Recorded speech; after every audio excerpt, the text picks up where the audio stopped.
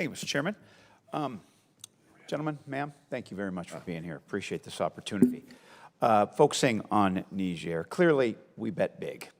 Okay, we bet big on Niger, and right now we're at a point in which we either want to double down or we want to fold, unfortunately. And look, I get the bet. As I called it in my visits there, it was the Alamo in an area that I've also now called an area of déjà coups. Seems to be happening often. But now we're dealing in Niger with a military junta that is basically kicking out our partners. It kicked out France, it revoked a security pact with the EU, and now, unfortunately, the regional security coalitions in that area, ECOWAS, ACRA, G5, let's be frank, they lack strength, they lack credibility. And then after the meeting that you were at, General Langley, with Assistant Secretary Fee, soon after, they ended the security pact with the United States, unfortunately, or at least that's their intention at this point. Now, I appreciate the direct and frank conversations that you had with the junta at that point, talking about Russia, talking about the potential agreement to sell uranium to Iran, but unfortunately it appeared it backfired based on their statement.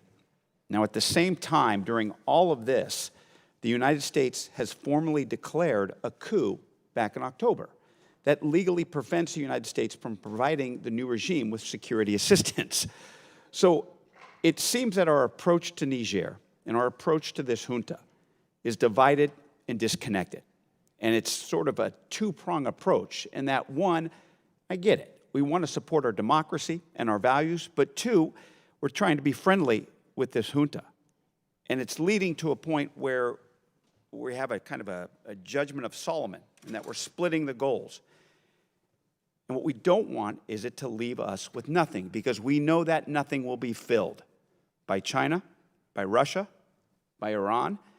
We also know that the VEOs, the violent extremist organizations, are not going to stop in Niger. There's going to be consequences throughout the Sahel.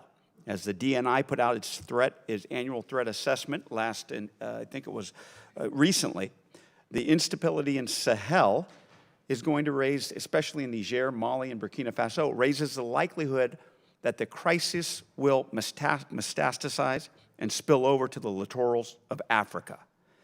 And so my question to General Langley is, what is our coherent and consistent strategy towards Niger? And what do we plan to do to prevent Russia, China, and Iran from filling that void? And what do we plan to do in order to continue our effort, which I think is necessary, to go after the VEOs in that area? Thank you, Congressman. I think you framed the dilemma and the challenges extremely well, and I fully agree with your assessment. I would like to clarify that at this point, the CNSP, the self-identified government of Niger, has not asked or demanded that the United States military depart. There is actually quite a mixed message. We are following up and seeking clarification. What they have declared is that they have declared the SOFA, the Status of Forces Agreement, to be non-operational. They have assured us that American military forces are protected and they will take no action that would endanger them. So while we work through that with them, we are seeking ways to be able to continue to have access and ability to conduct counter-VEO operations. That said, I will just foot stomp something you mentioned, which is countries that are run by military juntas are not reliable security partners, and part of the value proposition for us having access in Niger would be a return to democratic civilian rule in Niger.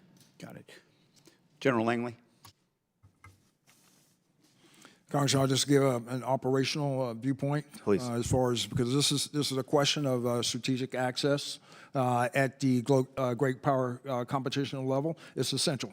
It's essential that we double down within the authorities that we still have after imposition of 7008.